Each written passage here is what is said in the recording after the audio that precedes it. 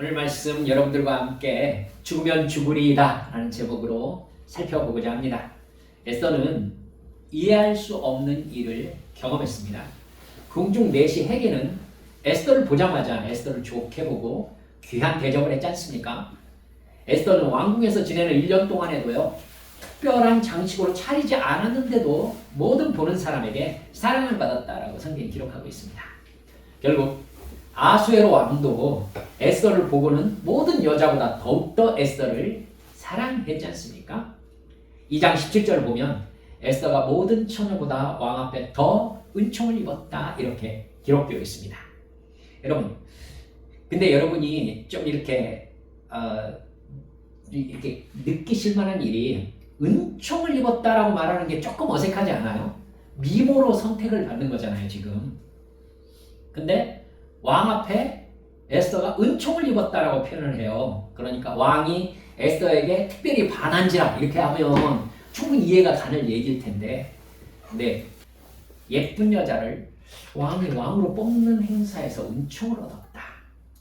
여러분, 일부러 그런 것 같아요. 이 은총이라는 단어가 헤세드라는 단어입니다. 헤세드. 값없이 베푸는 은혜를 뜻하고 있는 말씀이 헤세드죠. 에스더를 보는 모든 사람들이 사랑을 했어요. 그러니까 사랑을 받은 거잖아요. 지난 시간에도 그 사랑이 행이라고 여러분께 말씀을 드렸죠. 은혜를 뜻하는 단어입니다. 하나님께서 값없이 베푸시는 은혜에 사용된 단어가 바로 헤세드, 햄이라는 단어인 거죠. 즉 사실 에스더가 그런 대접을 받아 마땅한 미모와 자격을 가지고 있었다라는 부분에 포인트를 맞추고 있는 게 아니라, 에스더는 이상하게도 다른 사람들이 괜히 예뻐하는 그냥 예쁜 여인이었다라는 단어인 겁니다. 그러니까 에스더는요, 쳐다보면 그냥 정이 가는 사람인 거죠. 그냥 마음을 끄는 여자인 겁니다. 왠지 예뻐 보이는 미인이었던 겁니다. 여러분, 이 부분은 그냥 쉽게 넘기지 마시고 한번 생각해 보세요. 이제 이런 증상에 하나님께서 무슨 의도를 가지고 계시는지를 감지하시는 영적 민감함이 좀 있으셨으면 좋겠어요. 예수 믿는 사람들에게 이상하게 끌리는 사람, 이상하게 사랑스러운 사람, 또 이유를 설명할 수 없는 행복, 설명하지 못하는 기쁨이 있다면 하나님의 의도가 혹시 있는 것 아닌가 살펴보셔야 됩니다. 여러분, 다른 때와는 좀 다른 어떤 느낌이 있다? 이거 한번 하나님과의 연관성 속에서 상황을 살펴볼 필요가 있다는 얘기예요.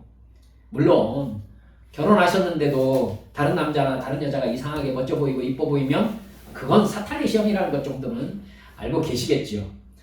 이 기준으로 여러분, 사람의 마음을 주관하시는 하나님께서 그 마음과 관계에서 무슨 일을 하고 계시는가를 깨달아야 하나님의 말씀에 올바로 순종할 수 있는 분별력을 얻을 수 있는 경우가 많습니다. 여러분, 바울 사도 혹시 기억나십니까? 사도행전 16장에 보면은요, 바울 사도가 빌립보, 그러니까 유럽으로 딱 넘어갔을 때, 튀르키예, 지금의 튀르키예 땅에서 유럽으로 딱 이렇게 넘어가는 부분에 있는 곳이 바로 빌립보거든요. 그러니까 이 빌립보로 넘어가 가지고는 바울 사도가 만났던 여인이 있었습니다. 누군지 생각나십니까?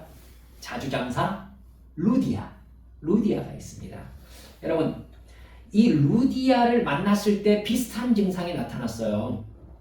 바울 사도가 기도할 장소가 있을까 싶어가지고는 강가로 나갔다라고 성경에 표현되어 있거든요. 근데 그 강가에서 여자들이 있었습니다. 그 여자들에게 기도할 장소가 있을까 싶어서 말을 걸었어요, 사도 바울이. 사도행전 16장 14절에 이렇게 적혀 있습니다.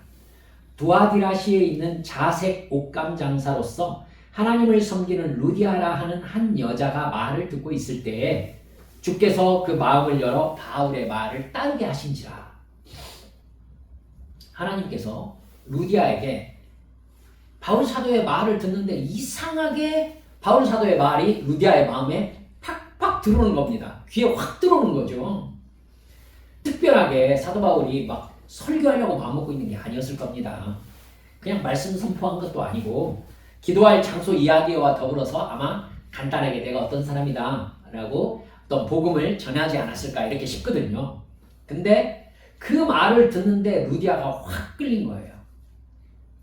여러분, 이 일로 루디아 집을 중심으로 해가지고 루디아 집이 바로 빌립보 교회가 됩니다. 여기 성도 중에 누가 있었죠? 그럼 충분히 짐작하실 수 있습니다. 빌립보 감옥의 간수. 생각나시죠?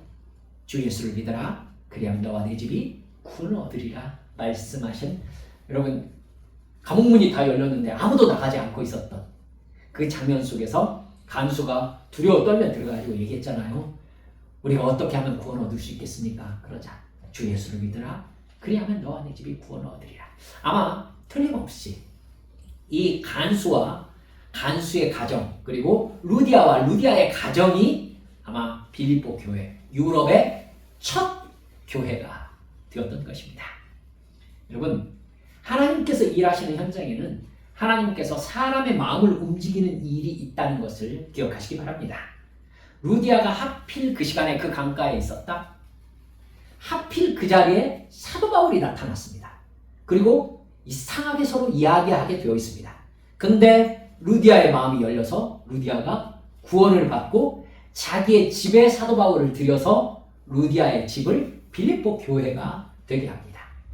여러분, 이런 기적이 어떤 기적이 딱 일어날 때 그 앞뒤 상황을 한번 생각해 보세요. 앞뒤 상황.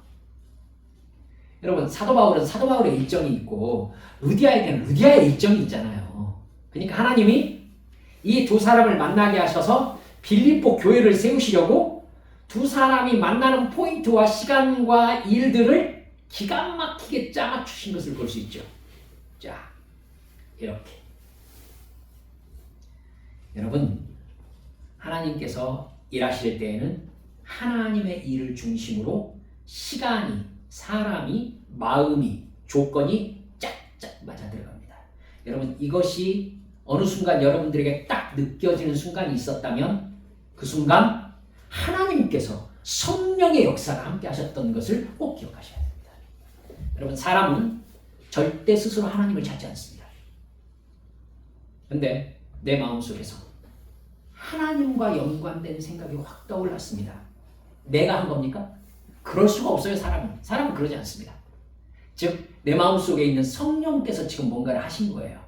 그리고 하나님께서 지금 이 일을 통해서 나에게 하시고 싶은 말씀이 있는 거예요. 그 상황 안으로 들어간 증상이 내가 갑자기 의도하지도 않았는데 하나님에 대한 생각이 떠오르는 것. 그리고 어느 누군가 전혀 생각지도 못했는데 하나님에 대한 이야기를 나에게 한다는 것. 하나님과 연관된 어떤 일이 진행된다는 것. 이건 하나님께서 하신 일이거든요. 아시겠죠? 여러분, 그러니까 감을 잡으시면 돼요. 여러분이 사람과의 관계를 통해서 여러분의 마음속에 이를테면 느닷없이 누군가에게 내가 복음을 한번 증거해야 되나? 이 생각 내가 해낼 수 있어요? 절대 못해요. 여러분, 특히 지금 같은 한국 교회의 상황에서는 여러분은 그 생각 들어도 안 하실걸요? 교회가 얼마나 욕을 얻어먹고 있는데요. 여러분, 근데 내 마음속에 강하게 뭔가가 있어. 누구한테 예수님 얘기를 내가 해봐야 되겠다. 또 마음속에 기도를 내가 좀 해야 되나? 여러분, 절대 나라는 육신을 가진 내 마음은요, 그런 생각 해내지 않습니다. 그렇게 하고 싶지 않아요, 내 욕신은. 절대 성경 읽고 싶지 않고 절대 기도하고 싶지 않습니다, 내 욕신은. 근데 어느 날 성경 읽어야 되겠다고 성경을 내가 폈어. 내가 한 일이 아니에요, 여러분. 제가 이렇게 판단하는 기준을 이제 이해하시겠죠? 내가 어느 날 기도해야 되겠다 생각이 들어가지고 내 기도를 했어. 또 여러분, 수정부에서 갑자기 분당구로 금요 신앙 기도회를 나오고 싶어졌어. 내가 생각한 게 아니에요, 이게. 하나님께서 하게 하신 거예요. 하나님께서. 이건 내가 절대로 생각 안 해요. 이해가 가시죠? 이렇게 하나님께서 하시는 일에 대해서 깨닫고 순종하잖아요. 그러면 여러분, 뭐든지 하면 늘어요. 그죠? 하면 늘어요. 기도도 하면 늘어요. 성경도 읽으면 더 잘 알게 돼요. 여러분, 전도도 하면 강해져요. 여러분, 성령에 정말 강하게 붙잡히잖아요. 그러면 성령님을 향해서 영적으로 강해지고 성령님의 능력에 대해서 반응하는 이게 아주 그냥 뚜렷해져요. 맨 처음에는 희미해졌다가 점점 확실해져요. 그 다음부터는 하나님께서 힌트만 줘도 바로 알아요. 여러분 이렇게 되어가는 거거든요. 사랑하는 여러분들, 그러니까 그런 감각이 있는 사람은 어떤 일을 볼 때 앞뒤 상황을 하나님과 연관해가지고 어떻게 해서 이렇게 이 상황을 오게 되었지? 그 상황 속에서 하나님, 즉 성령님께서 누구의 마음속에서 어떤 역사를 시작하셨지? 해가지고 쫙쫙쫙쫙 맞아가는 것. 그때 눈치를 딱 채고 하나님 앞에서 내가 해야 될 어떤 행동을 할 줄 아는 것. 이게 주님께 반응하는 거예요. 이때 여러분 그 사람에게 성령의 역사가 나타나셔서 여러분 그 사람이 영의 사람으로 세워져요. 그리고 하나님께서 그 사람에게 복을 주세요. 왜요? 그 일을 통해 하나님의 일을 하시고 싶으시니까. 필요한 걸 주신다고요. 지혜가 모자라요? 지혜를 주세요. 하나님께서 일하셔야 되니까. 여러분 돈이 모자라요? 돈을 주세요. 하나님께서 그 돈 가지고 해야 될 일이 있으시니까. 이해가 가시죠? 이렇게 하나님께서 뭔가 포인트를 붙잡고 딱 뭔가를 주실 때 앞뒤 상황이 쫙 맞아 들어간다. 그럼 곧바로 뛰어드세요. 하나님, 제가 뭐 할까요? 하나님께서 반드시 복을 주십니다. 그리고 영적으로 그 사람에게 하나님께서 하시고 싶은 일을 시작하세요. 이게 은혜거든요. 이 속에 살아야 내가 여기에 사는 존재의 의미를 느껴져요. 마음속이 충만해져요. 그렇지, 그렇지. 이렇게 되는 거죠. 사랑하는 여러분들, 하나님의 역사는 그렇게 일어납니다. 하나님께서는 아수에로가 에스더에게 반할 만한 아수에로의 몸 상태, 마음 상태를 만들어 놓으시고 에스더를 나타나게 했던 거예요. 그러니까 에스더가 딱 나타나니까 아수에로가 에스더를 보자마자 너무 예뻐서 얼른 금지팡이를 내면서 에스더야 웬일이냐, 어서 오너라. 네 소원이 무엇이냐. 이 반응이 나타났던 거예요. 여러분 에스더가 스스로 생각할 때 내가 그렇게 예쁘지 이렇게 생각했겠어요? 이거 유시집안에 그런 게 아니에요. 하나님께서 일하시려고 딱딱 앞뒤 상황을 맞추신 거예요. 에스더가 그거 몰랐겠어요? 알았죠. 여러분 그런 일이 딱 발생하면 성령님께서 지혜를 딱 주십니다. 그래가지고 내가 뭐 해야 되지? 바로 알아요. 여러분 이거 해보세요. 모를 수가 없어요. 알아요. 알 수밖에 없어요. 그렇게 에스더가 왕후로 세워집니다. 그리고 나서 3장부터 이 페르시아에 유대인과 연관된 일이 발생을 하는 거예요. 이 일을 준비하신 일이 바로 에스더를 왕으로 세우신 일이었다는 증거들이 뒤에 쫙 진행되기 시작하는 겁니다. 당시 페르시아의 국무총리가 하만이라는 사람이었습니다. 영의정이죠. 우리나라를 보면은 수상이라고 해도 됩니다. 그런데 이 하만이 수산궁에 이제 궁궐로 이렇게 출근하지 않습니까? 출근하면서 조그만 일이 발생을 합니다. 3장 2절 보세요. 대궐문에 있는 왕의 모든 신하들이 다 왕의 명령한 대로 하만에게 꿇어 절하되 모르드게는 꿇지도 아니하고 절하지도 아니했다. 이렇게 나옵니다. 여러분 이 상황은 이 작은 사건이 아니에요. 사실은 왕의 신하들이 이게 눈에 딱 띈 거예요. 그래가지고 모르드게 얘기합니다. 이건 자네 왕의 명령을 거역하는 행동이네. 마땅히 하만을 나라의 국무총리로 왕께서 세우셨다면 그에게 절하는 것은 왕의 명령으로 봐야 되네. 이렇게 하면서 그가 오면은 그에게 고개 숙여 절하게나 얘기를 합니다. 당연히 왕이 임명한 수상이 지나가니까 절을 하는 게 우리가 상식적으로 생각해도 맞지 않습니까? 그런데도 모르드게는 희한하게 절을 안 해요.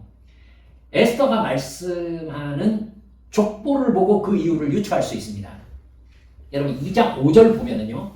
모르드게는 베냐민 지파인데 기스라는 사람이 모르드게의 조상에서 언급되고 있습니다. 기스. 여러분 기스 누군지 아시겠습니까? 기스? 사울 왕의 아버지입니다.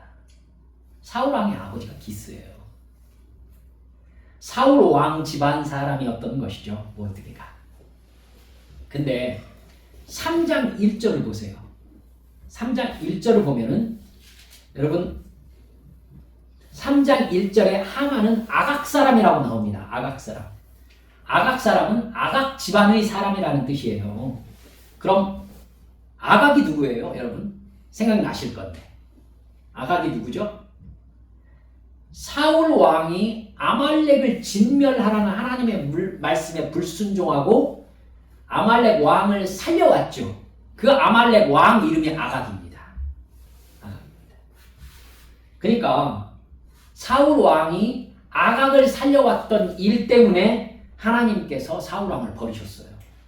순종이 제사보다 낫다고 하면서 막 변명하는 사울 왕에게 사무엘이 아주 신랄하게 잘못을 지적하면서 그 죄를 얘기하지 않습니까? 여러분 그 일로 사울 왕은 하나님께 버림받고 다윗에게로 즉 이제 족속이 바뀐 거죠. 그 베냐민 지파로 왕권이 이렇게 이어지게 되어 있었는데 여러분 유다 지파로 왕권이 넘어가 버린 것입니다. 여러분 그러니까 사울 왕의 아버지 기스의 후손인 모르드게는 아말렉 왕 아각의 후손 하만에게 도저히 절할 수가 없었던 것입니다. 그런데 자존심 강한 하만에게 모르드게의 행동이 완전히 열받는 행동이 됩니다. 3장 5절을 보면 하만이 모르드게가 무릎을 꿇지도 아니하고 절하지도 아니함을 보고 매우 노하였다 이렇게 기록되어 있습니다. 하만은 모르드게를 없애버려야 되겠다라고 거의 원한을 품습니다. 그리고는 알아보니까 이 모르드게라는 사람이 유다인이라는 사실을 알아냈어요. 유다인이라는 사실. 하만의 마음에 이런 생각이 듭니다. 모르드게만 죽이는 걸로는 내 화를 가라앉히기가 모자라다. 페르시아에 있는 모든 유다인들을 다 몰살시켜버리겠다라고 결정합니다. 그리고 자기가 수상이니까 자기를 따르는 사람들과 함께 유다인을 몰살할 날짜를 제비 뽑습니다. 제비 뽑아요. 날짜를 딱 정합니다. 그리고는요, 하만이 아하수에로 왕에게 나아갑니다. 그리고 유다인을 고발해요. 3장 8절 9절 한번 보세요. 하만이 아하수에로 왕에게 아뢰되 한 민족이 왕의 나라 각 지방 백성 중에 흩어져 거하는데 그 법률이 만민의 것과 달라서 왕의 법률을 지키지 아니하오니 용납하는 것이 왕에게 무익하니이다.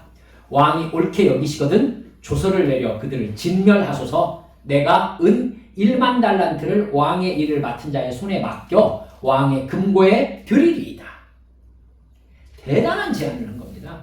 여러분, 페르시아에 살면서 페르시아의 법을 지키기보다 자기들끼리의 독자적인 법을 지키는 민족이 있는데 왕의 통치에 방해만 되는 민족이니까 없애버리는 편이 차라리 낫습니다. 이렇게 얘기한 겁니다. 아하수에로가 아무 사전 지식 없이 이 말을 들었을 때 무슨 생각이 들었겠어요? 그래라 하고 싶지요. 당연히. 하만이 제법 유다인에 대한 조사를 한 겁니다. 유다인들은 자기들의 율법을 따라 살고 있다라는 이야기를 지금 하고 있는 거잖아요. 하만이 솔깃할 것 같은 얘기를 해요. 왕이 그 일을 허락해 주시면 왕의 금고에, 여러분 내탕고라는 얘기잖아요. 그러니까 국고에 넣어드리겠다고 하는 게 아니라 왕의 개인 금고에 은 340톤을 넣어주겠다고 얘기하는 거예요. 여러분 톤수로 바뀌면 여러분 막 그 부피가 느낌이 확 오죠. 은 340톤입니다. 하만이 작정했다는 뜻이죠. 작정했다는 뜻이에요. 당시 페르시아의 부가 어마어마했다는 얘기고요. 하만은 그 돈을 왕의 개인 금고에 넣어줄 수 있을 만큼 엄청난 돈을 가지고 있는 사람이었다는 얘기가 되는 거고요. 여러분, 당시에 아테네의 연수입, 아테네라는 도시의 총 연수입이 은 1000달란트였대요. 그러니까 34톤인 거예요, 은.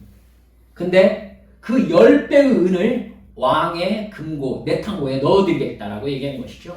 하만이 보통 사람이 아닌 겁니다. 근데 말이죠, 재밌는 게 아하수에로는 더해요. 아하수에로 왕이 3장 11절에 이렇게 대답합니다.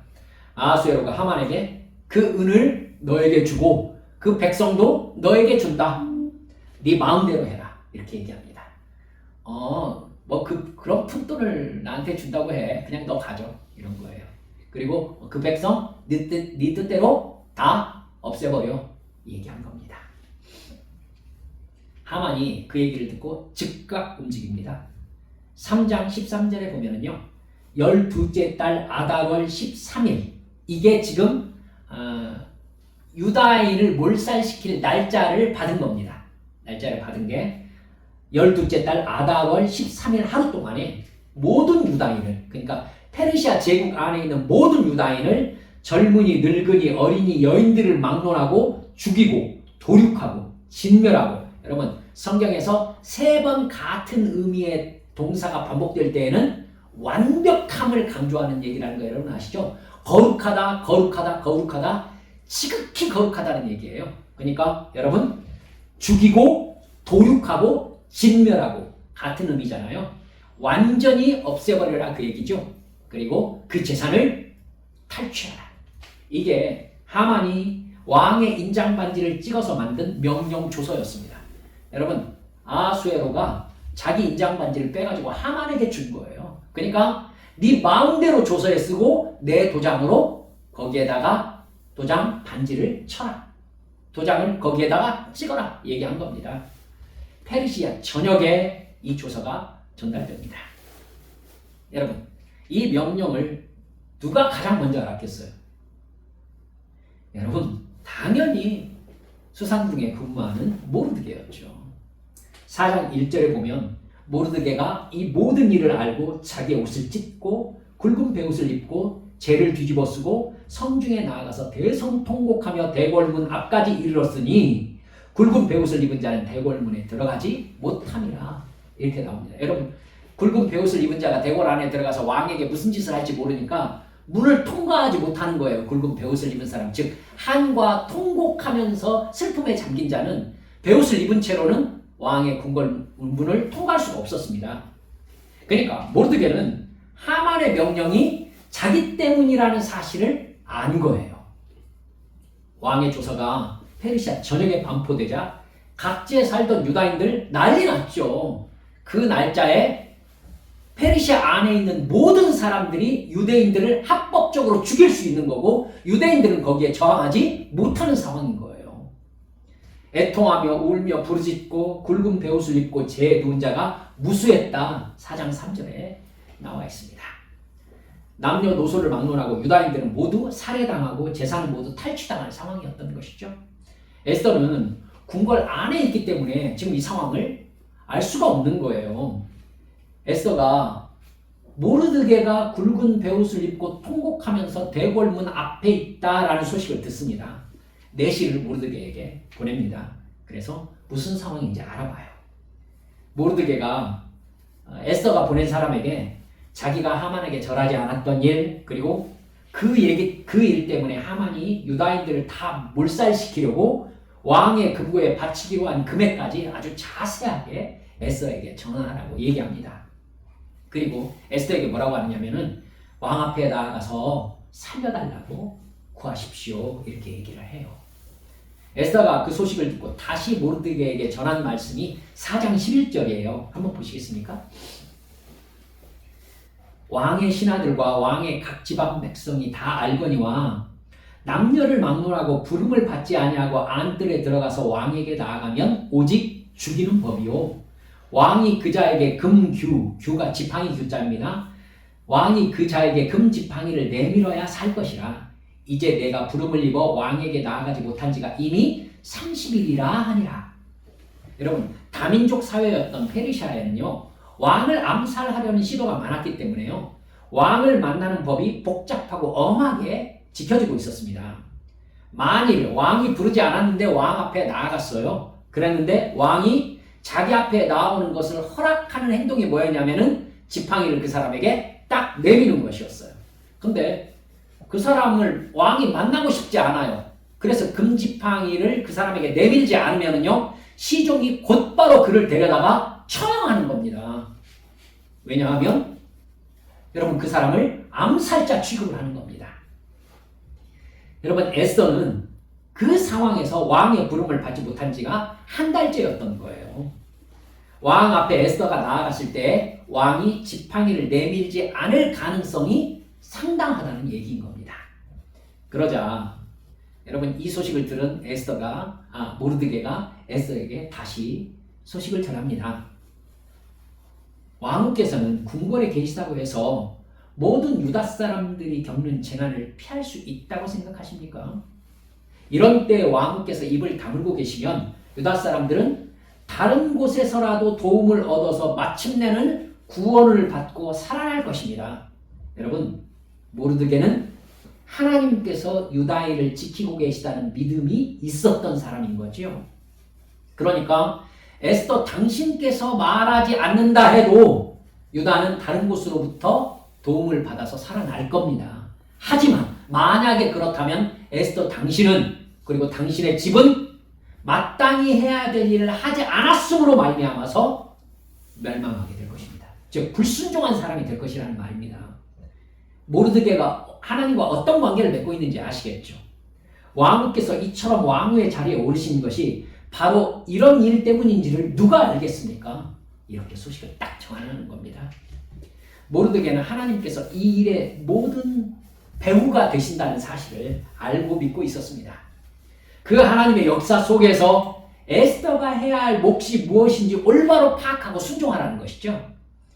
그러자 에스더가 마음을 먹고 모르드게에게 회답을 합니다. 보세요. 어서 수산에 있는 유다 사람들을 한 곳에 모으시고 나를 위하여 금식하게 하십시오. 사흘 동안은 밤낮 먹지도 마시지도 말게 하십시오. 나와 내 시녀들도 그렇게 금식하겠습니다. 그렇게 하고 난 다음에는 법을 어기고서라도 내가 임금님께 나아가겠습니다. 그러다 죽으면 죽겠습니다. 그 유명한 죽으면 죽으리다라는 말이 바로 에스더가 이 자리에서 한 말이었습니다.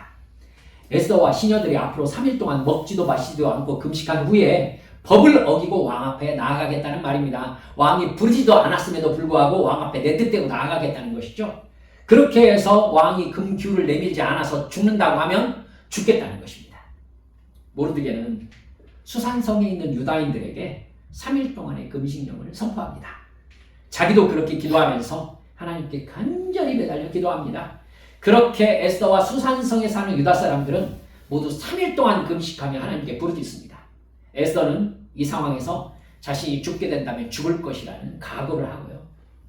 그리고 금식한 지 3일째 되는 날 에스더가 왕후의 예복을 입고 왕궁 안뜰 어전 맞은편으로 나아갔다 성경에 나옵니다.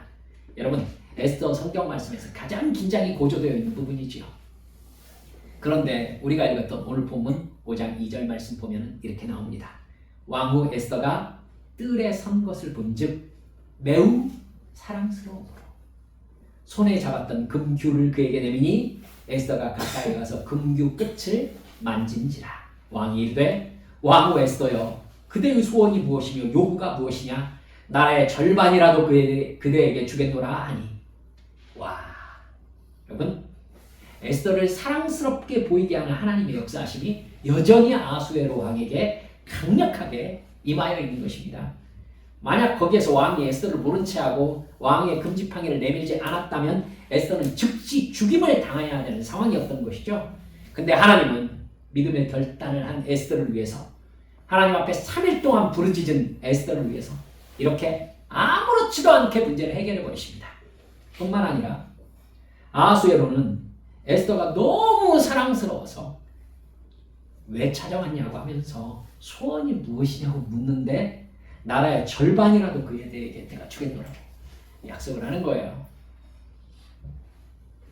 절반 달라고 할까? 에스더는 이렇게 대답합니다. 읽으셨죠? 제가 왕을 위해 잔치를 베풀었으니 하만과 함께 와주십시오. 이렇게 요청합니다. 그러자 왕은 즉시 에스더가 말한 대로 사람을 보내서 하만을 불러옵니다.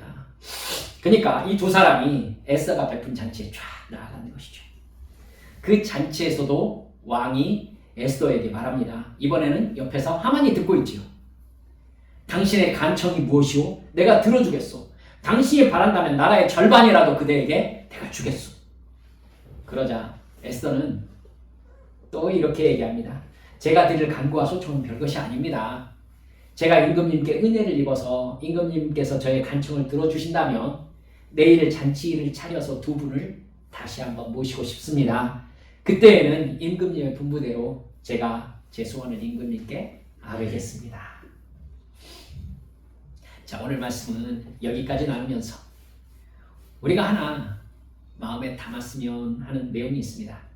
바로 시간과 사건의 흐름이라는 겁니다.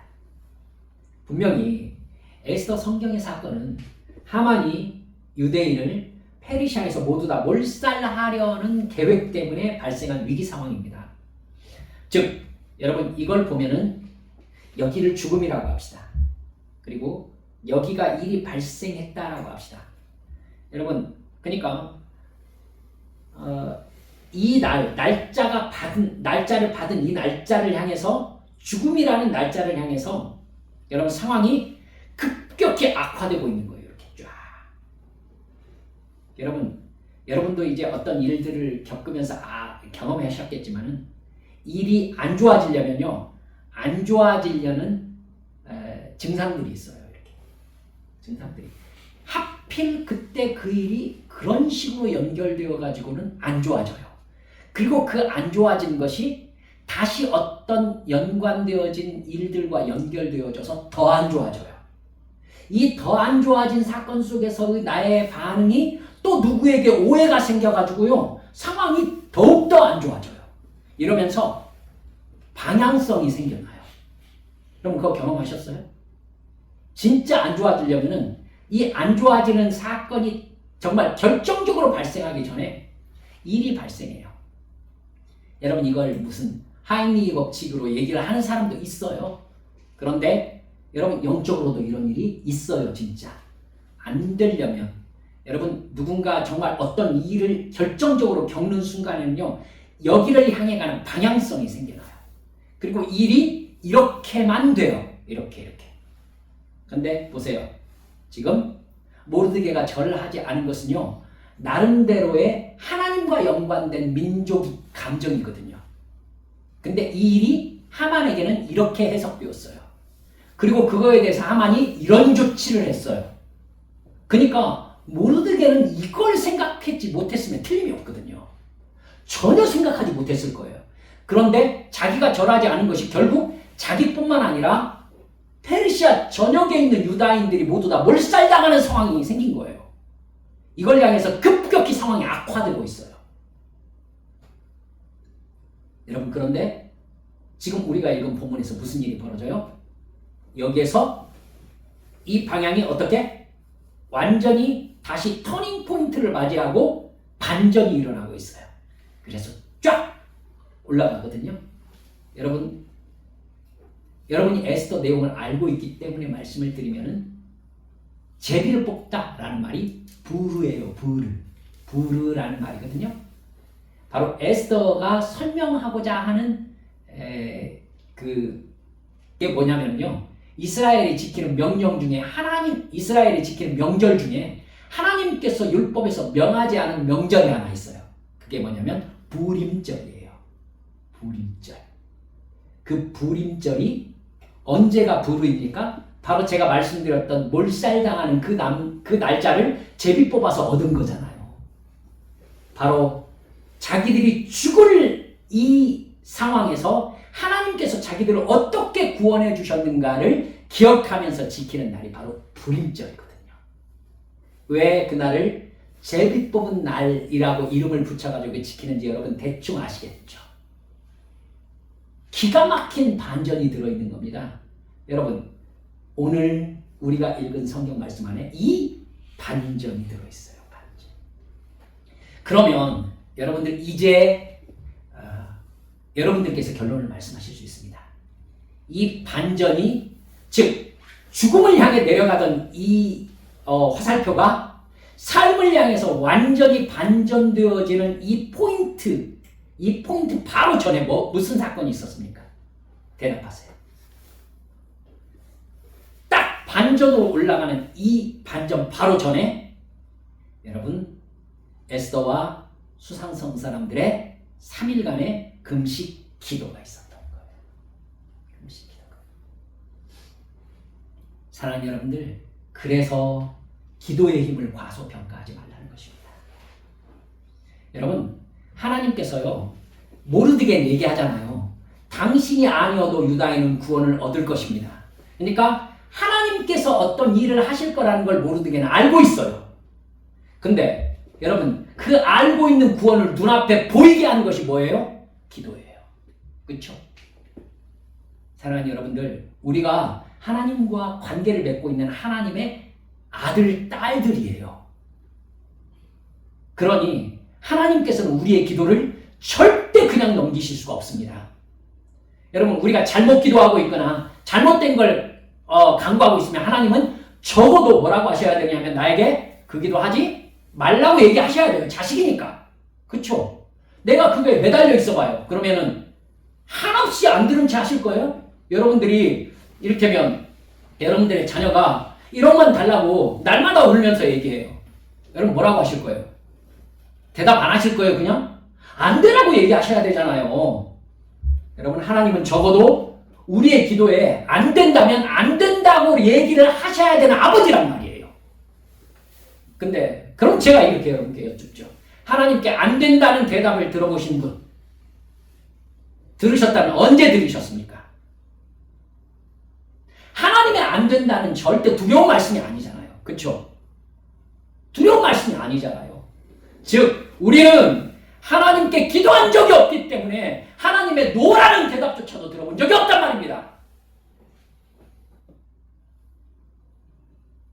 이걸 회개할 줄 아셔야 됩니다. 그래야 여러분의 영혼이 영적으로 깨어나기 시작합니다. 아시겠죠? 여러분, 하나님의 역사가 눈앞에 보이기 바로 전에는 반드시 이 역사를 땅으로 끌어내린 기도가 있는 겁니다. 꼭 기억하셔야 합니다. 여러분, 하나님의 약속을 눈앞으로 현실로 펼쳐지게 만드는 도구가 바로 기도입니다. 기도. 그러니까 하나님 앞에 소원을 품으셨습니까? 그러면 이 소원을 놓고 하나님 앞에 간절히 기도하셔야 됩니다. 무슨 기도든 괜찮습니다. 그럼요. 우리가 하나님이 원하는 기도인지 아닌지 어떻게 합니까? 기도해봐야 알지. 그죠? 그러니까 무슨 기도든 하나님 앞에 가가지고는 기도를 하면서 부르짖으란 말이에요. 그러면 아니면 하나님께서 아니라고 얘기를 하실 거 아니겠습니까? 맞다면은요. 여러분, 내가 그것을 받을 만한 그릇이 아니라면 하나님께서 뭐부터 주시겠어요? 그릇부터 주실 거 아니겠습니까? 그러니까 기도하라는 거예요. 하나님이 펼쳐주시기 전에 이것을 펼침을 받을 만한 그릇이 너에게 준비되게 하시겠다는 거예요. 네 영적 단계가 이 하나님의 펼쳐 보여주시는 기도의 응답을 감당하고 하나님의 사명으로 이끌림 받을 만한 영적인 인식을 주시겠다는 거예요. 그래서 소원을 품었느냐? 기도하러 나오너라. 주님께 이렇게 말씀드리는 거예요. 주님께서 말씀하시는 거예요. 기억하세요? 여러분, 기가 막힌 상황의 터닝 포인트 앞에 기도가 있어야 됩니다. 그래야 여러분들이 어쩌다가 일어난 일이 아니라 하나님께서 기도에 어떻게 하셨네? 응답하셨네. 하나님이 이게 되어야 내가 그 다음에 기도에 응답하셨으니 내가 어떻게 해야 될까로 나아갈 수 있기 때문에 하나님께서 우리에게 기도를 요구하시는 것입니다. 사랑하는 여러분들, 하나님의 구원 계획을 경험하게 하셨던 것, 죽음으로 내려가는 비극적인 화살표가 어느 순간 삶의 방향으로 바뀌는지 여러분 꼭 오늘 우리가 에스더에서 살펴보았던 이 터닝 포인트를 꼭 기억하셨으면 좋겠습니다. 금식하며 기도함으로 하나님 앞에 간구하는 시점, 바로 여기에서 영적인 방향 전환이 일어난다는 것, 죽으면 죽으리라 작정하며 하나님께 부르짖는 시점, 거기가 바로 영적 터닝 포인트라는 것, 상황이 완전히 뒤집어진다고요. 완전히. 사건의 방향 전환이 완벽하게 일어나는 반전이 바로 금식하며 기도하는 일을 통해서 벌어진다는 것 기억하시기 바랍니다. 우리는 위기 상황에서 이렇게 하나님께 금식하며 기도할 수 있습니다. 그때 여러분 영적으로는 영적인 세력 구도가 완전히 바뀐다는 것. 이 상황을 지배하던 악한 영적 존재가 쫓겨나고 하나님께서 이 상황을 장악하시면서 하나님의 영광을 보여주신다는 것을 절대 잊지 않으시고 하나님 앞에 정말 작정하고 기도하시며 심각하게 기도하시기를 주 예수님의 이름으로 축원합니다. 우리 함께 기도하십시다. 사랑하는 여러분들, 에스더의 하이라이트가 바로 오늘입니다. 오늘 말씀 어떻게 마음 먹으셨습니까? 하나님께서 여러분들에게 기도하라고 하시는 말씀 뭉개고 앉아있지 마세요. 뭉개고 앉아있지 마세요. 여러분, 그 뭉개있고 앉아있는 그 말씀이요, 여러분 그것이 어떤 역사를 나타냅니까? 여러분, 하나님의 말씀에는 순종하지 않으면은 여러분 영적으로 정말 큰 위기를 맞이하게 됩니다. 하나님 앞에 영적으로 게을러져서 위기를 맞이하지 마시고 우리 주님 앞에 나의 모든 것을 드려서 기도하고 부르짖음으로 말미암아 하나님께서 작정하신 하나님의 축복과 은혜 안으로 들어가신 여러분들 되게 해달라고 우리 주님 앞에 함께 통성으로 기도하시겠습니다. 기도합니다. 아버지 하나님, 아버지 하나님, 이 시간 할렐루야, 할렐루야.